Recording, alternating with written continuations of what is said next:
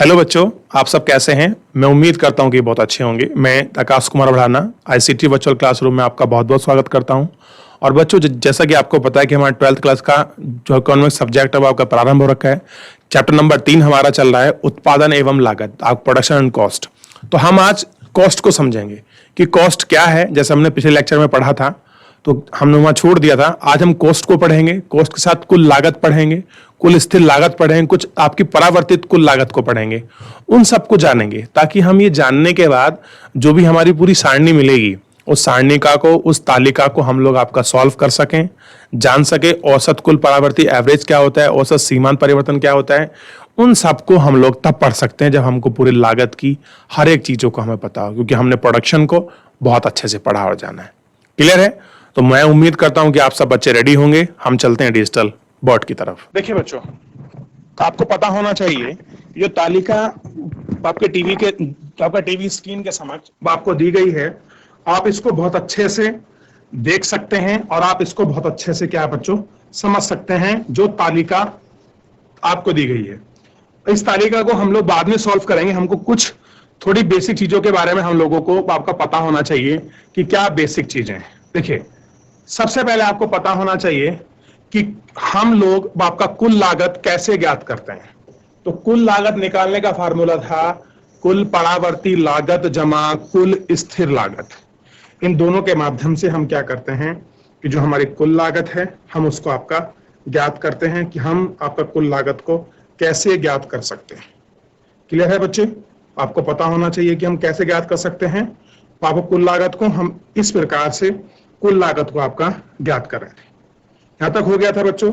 अब देखिए, इसके बाद अगर आप थोड़ा सा आगे देखेंगे तो आगे आपको और बहुत सारी चीजें जो हैं वो आपको समझ आएंगी कि क्या आपके किस प्रकार की वो आपकी चीजें हैं। अब देखिए, उत्पादन एवं आपके लागत में है इतना। आपको देखने के बाद आपको बहुत सारी चीजें और हैं जो आपको बहुत अच्छे से वो क्लियर होंगी। और सारणी को आप लोग कैसे बना पाते हैं, कैसे समझ पाते हैं, ये सब चीजें आप लोग इसमें देख सकते हैं। और इनको हम लोग आपका लिखते भी चलेंगे और देखते भी चलेंगे कि क्या कैसे चीजें हैं। देखिए, सबसे पहले आप ध्यान दीजिए, अगर आपको कुल लागत निकालनी है, ये मैं एक बार लिखवा चुका हूं, फिर भी एक बार मैं दोबारा आपको बता देता हूं क्योंकि दो तीन चीजें ऐसी थी जो छूट गई थी। देखिए, अगर आपको बच्चों कुल लागत अगर आपको निकालनी है तो कुल लागत निकालने का फार्मूला है कुल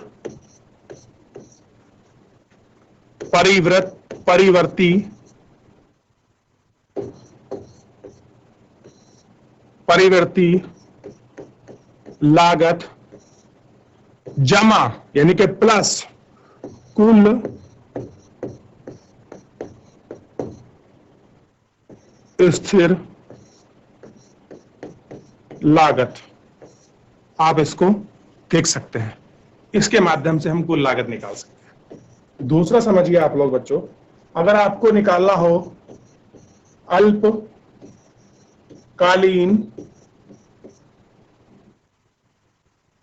अल्पकालीन औसत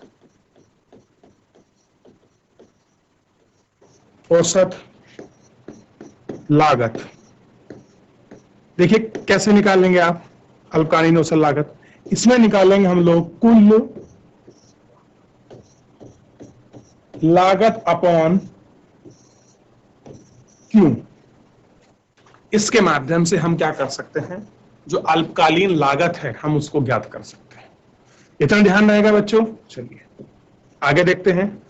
दूसरा, अगर हमको निकालना हो, बड़ा इंपॉर्टेंट है बच्चों, आप ध्यान रखिए,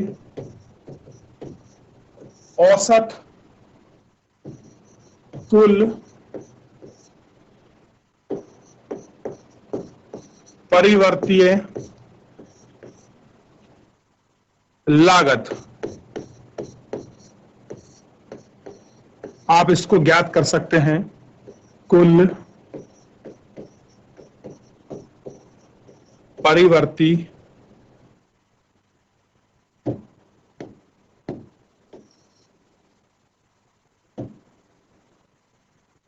कुल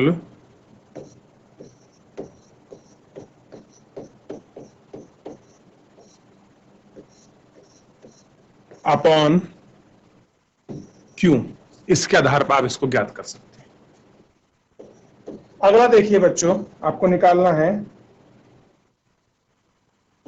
औसत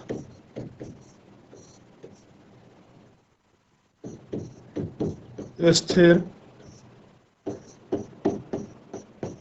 लागत। कैसे ज्ञात करेंगे? कुल स्थिर लागत अपॉन में क्यू, इसके आधार पर हम लोग ज्ञात कर सकते हैं।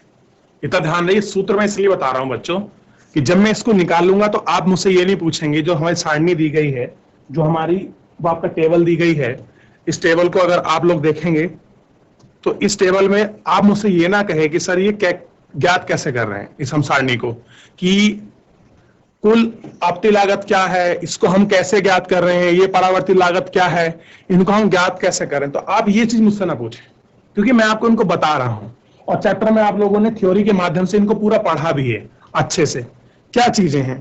तो ये सब चीजें आपको बहुत अच्छे से जो है पता होना चाहिए। अगला देखते हैं बच्चों, बड़ा ही इंपॉर्टेंट है, ध्यान दीजिए, क्योंकि जब तक आप इनको अच्छे से नहीं समझेंगे चीजें नहीं आएंगी। अल्पकालीन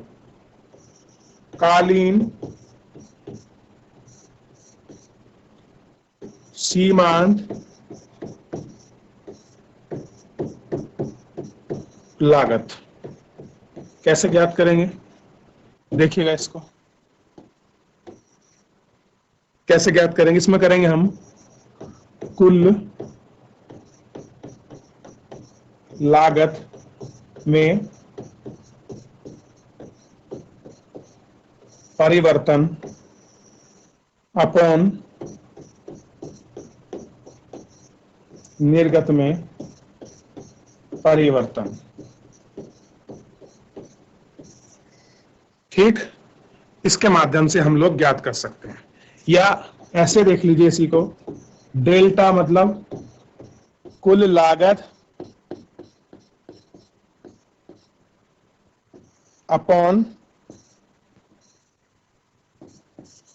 डेल्टा क्यू, यानी कि जो आपकी लागत बदल रही है। क्लियर हो गया? जो आपकी लागत जो आपकी बदल रही है, आप उस लागत को जो है बच्चों दे सकते हैं कि अल्पकालीन आपका सीमांत लागत निकालने में आप कैसे निकालते हैं? टोटल आपकी लागत में परिवर्तन अपॉन निर्गत में, यानी कि जो भी आपका आउटपुट आपको मिल रहा है, अगर आप उसमें चेंज कर लेंगे तो उस आउटपुट के चेंज में आप क्या कर सकते हैं? अल्पकालीन सीमांत लागत निकाल सकते हैं। यानी कि सिंपल रूप से आप देखेंगे तो डेल्टा कुल लागत अपॉन डेल्टा क्यू, इसके आधार पर भी आप क्या कर सकते हैं? जो आपके चीज है, जो आपका वेरिएंट है, आप उसको निकाल सकते हैं। क्लियर है? और आप ऐसे ज्ञात कर लेंगे तो आपकी सारी चीजें बहुत अच्छी से आपको ज्ञात हो जाएंगी। तो यहां तक हम लोग देख चुके हैं। यहां तक किसी बच्चे को कोई प्रॉब्लम, किसी प्रकार की कोई समस्या? देखिए ध्यान देना है, सबसे पहले हमने पढ़ा कुल लागत क्या होती है, तो कुल परावर्ती लागत प्लस कुल स्थिर लागत। दूसरा देख रहे थे हम अल्पकालीन औसत लागत इज इक्वल टू कुल लागत अपॉन क्यू। इसको हम लोग आपका अपने लेक्चर के माध्यम से देख चुके थे, पढ़ चुके थे, समझ चुके थे। क्लियर है बच्चों? चलिए थोड़ा इससे आगे हम लोग आपका बात करने वाले हैं। इसको आप इसमें क्या कर सकते हैं? समझ सकते हैं। क्लियर है बच्चों? तो यहां तक किसी को कोई प्रॉब्लम? अब देखिए, जो उसमें हम लोग डेल्टा देख रहे थे, डेल्टा क्या है? एक आपकी चर वैल्यू है। कैसी है? चर है। और चर वैल्यू के, चर मूल्य के में परिवर्तन का प्रतिनिधित्व का क्या है? प्रतिनिधित्व। ध्यान रहेगा, इतना आपको थोड़ा सा ध्यान रखना है कि डेल्टा उसमें क्या था, तो डेल्टा आप लोगों को समझ लेना है। ठीक है, इतना आपको ध्यान रखिएगा। ठीक बच्चों, तो यहां तक आप समझ चुके। अब आपको सारणी देखना बड़ा जरूरी है, क्योंकि जब तक आप सारणी नहीं देखोगे आपको चीजें कैसे क्लियर होंगी। ठीक, अब समझिए, थोड़ा सा आप इसको समझते चलेंगे तो चीजें आपकी और भी आसान हो जाएंगी। देखिए, आप समझिए कि जितनी भी है वो आपकी परिभाषा है, आप इनको पढ़ लीजिए, मैंने पढ़ा है, क्योंकि जब तक आप इनको नहीं समझने वाले आपको ये सारणी नहीं होने वाली। कुछ बच्चों ने कहा था कमेंट करके कि सर आप हमको सीधे सारणी बताइए, वो हमने जो थ्योरी है तो हमने उसको बहुत अच्छे से पढ़ रखा है, तो अगर पढ़ रखा है तो हम सीधा थ्योरी पर बात करते हैं। देखिए, अगर आपने पहला वाला जो सारणी आपको मिली थी सबसे पहले, अगर आपने वो बहुत अच्छे से पढ़ी है और आपने उसको घर जाकर आपने रिवीजन किया है, तो मान लीजिए ये तालिका पढ़ने और समझने में आपको बिल्कुल भी प्रॉब्लम नहीं होने वाली। ये आप बिल्कुल बहुत अच्छे से आपको ध्यान रखना है, ये मेरी गारंटी है। निर्गत इकाई यानी कि जो आउटपुट है, यानी कि जिसको हमने क्यों से दिखाया है, ये हमको देखना है। पहले एक बार हम लोग अपने कॉलम पर नजर मारेंगे, फिर आगे बढ़ते चलेंगे। कुल स्थिर लागत हमको मिली है, ध्यान दीजिए। कुल आपका परिवर्तीय लागत हमको मिली। अब ये मत कहना कुल परिवर्तीय लागत क्या है, मैं आपको डेफिनेशन लिखा चुका हूं आपको कल के लेक्चर में। कुल लागत हम लोग देख चुके हैं, औसत स्थिर लागत देख चुके हैं। क्लियर है? क्या देखिए, ये क्या है, कुल स्थिर लागत है और ये कुल औसत है, इसमें एवरेज लगा है, और ये कुल परावर्ती लागत है जो चेंज हुई, और ये टोटल है। चारों लागत अलग हैं अपने आप में। अब देखिए, औसत आपका परिवर्तीय लागत यानी कि एवरेज चेंज, और इसमें क्या है, अल्पकालीन औसत लागत और अल्पकालीन सीमांत लागत। इन सबको देखे हैं, पढ़े हैं, और आज हम इन्हें अभी अपने लेक्चर में क्या करेंगे, अप्लाई करेंगे, ताकि इस सारणी को हम लोग बहुत अच्छे से आपका पढ़ सके और समझ सके। क्योंकि अगर आपने ये सारणी पढ़ ली तो आपको किसी कीमत पे भी दिक्कत नहीं। आइए, मान लीजिए हमने हमारा आउटपुट हमको मिला क्यू। क्या मिला? आउटपुट हमारा 0 था, और हमने टोटल जो लागत लगाई थी, जो कुल स्थिर लगाई थी, जो हमने पैसा लगाया, वो कितना था? 20। कितना लगाया? 20। अब जो आपका कुल परावर्ती लागत हुई, क्या कुछ बदलाव आया, कोई चीज वेरिएंट था? और तो नहीं, क्योंकि कुछ नहीं था। अगर हम इसको गुणा करें तो क्या मिलेगा हमको? भाई 0 ही मिलेगा।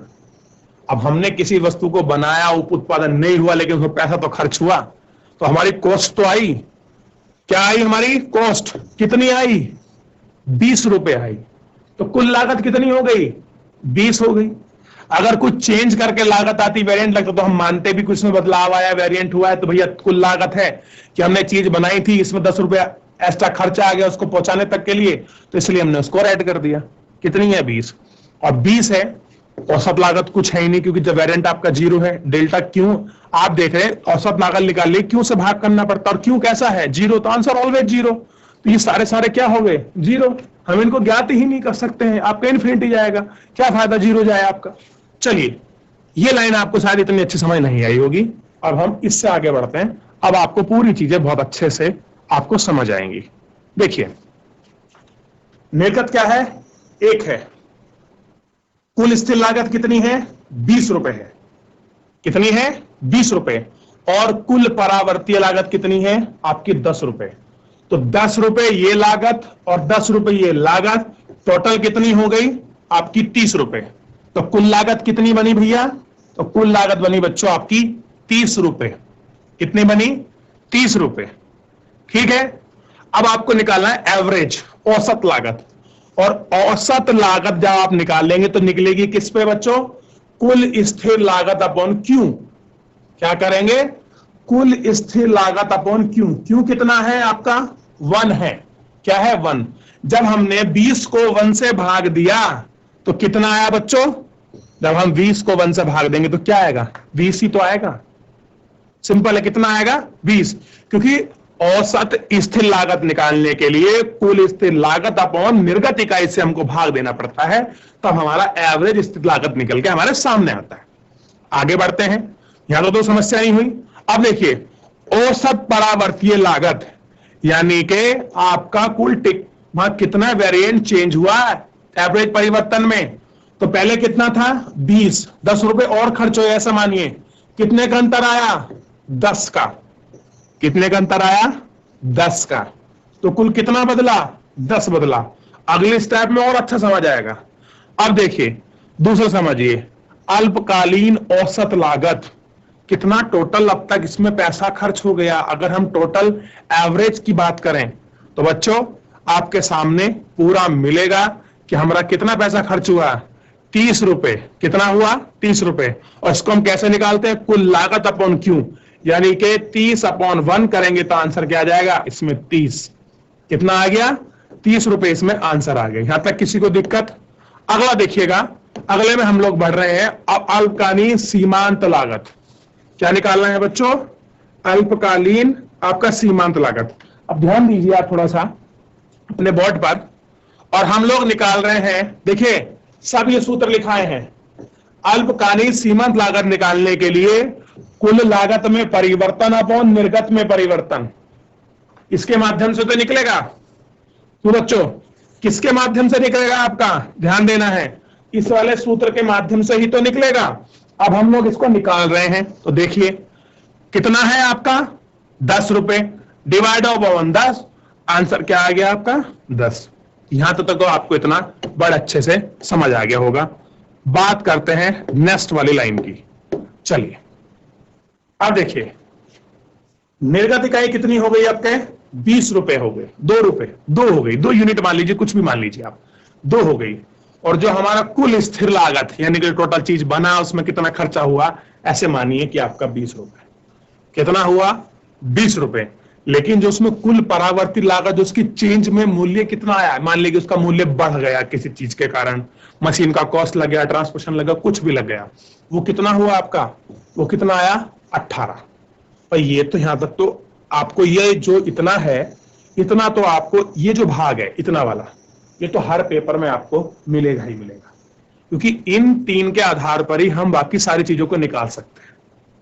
इन 3 के आधार पर तो आप इसको सब पैक करके मानिए, ये आपको परीक्षा में मिलेगा और ये सब चीजें आपसे पूछेगा। क्या करेगा?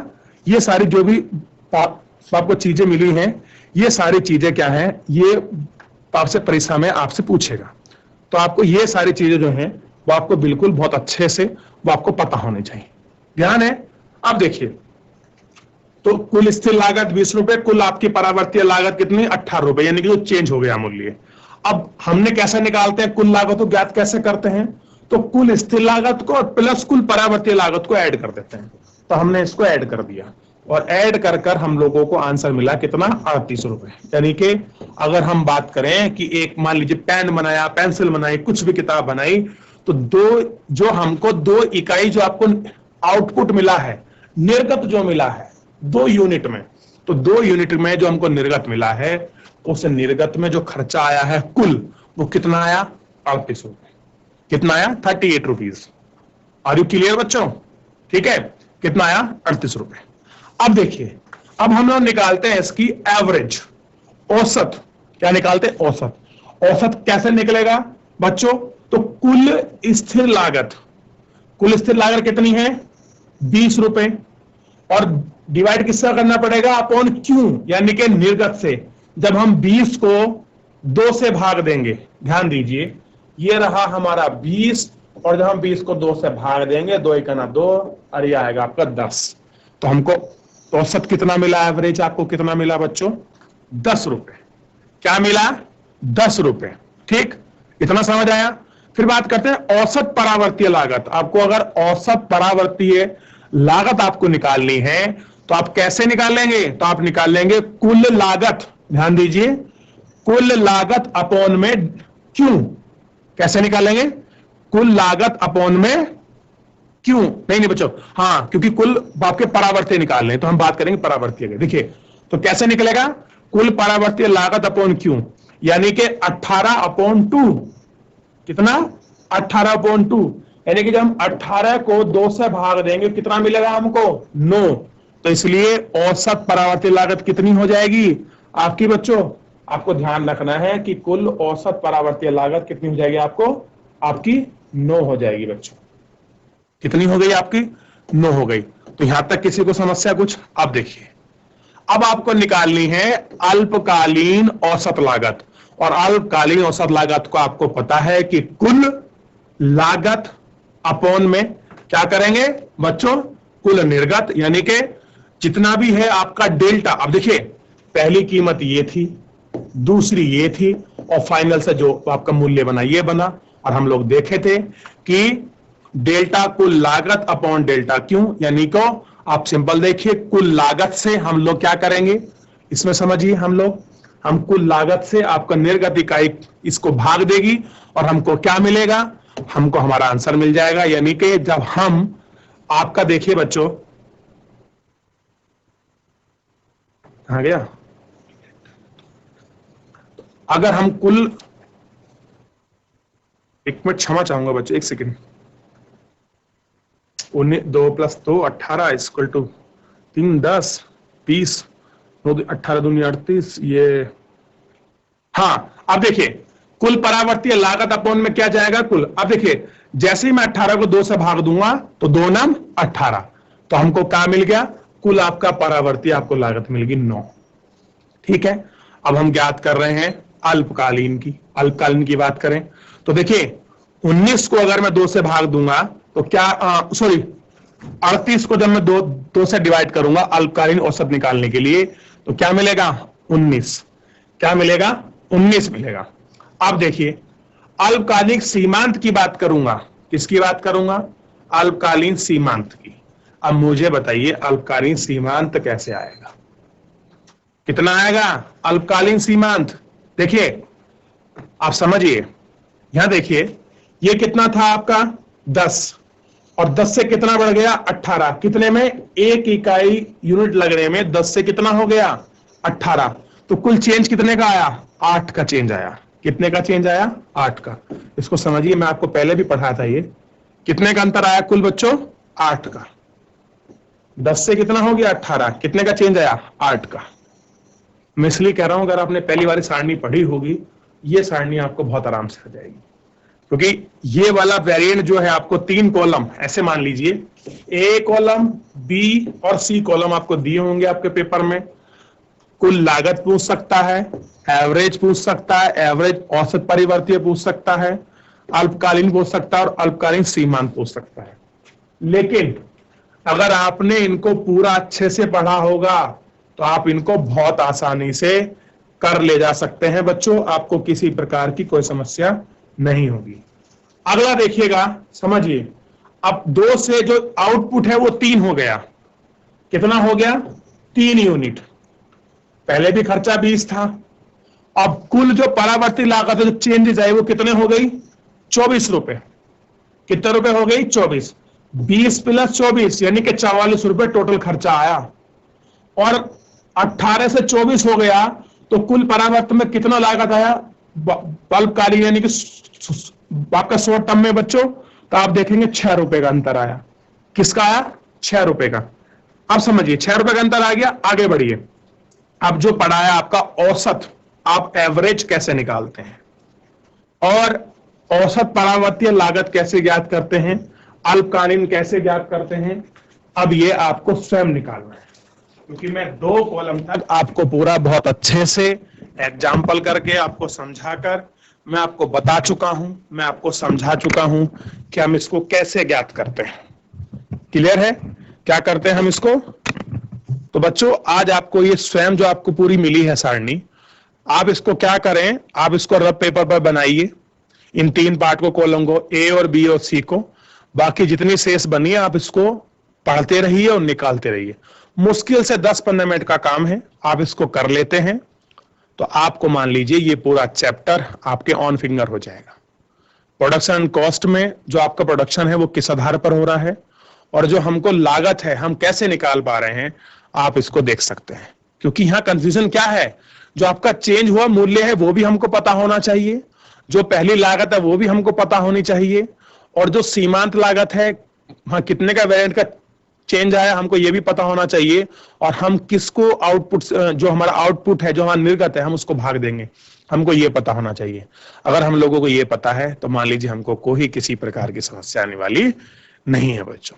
क्लियर है, ध्यान रहेगा इतना सभी को। चलिए आज के लिए इतना ही बच्चों, और ये मैं आपको होमवर्क जो है आपको छोड़े जा रहा हूं, सब बच्चों को ये सीट पूरी कंप्लीट करनी है, तभी आप मानिए कि आप पढ़ रहे हैं।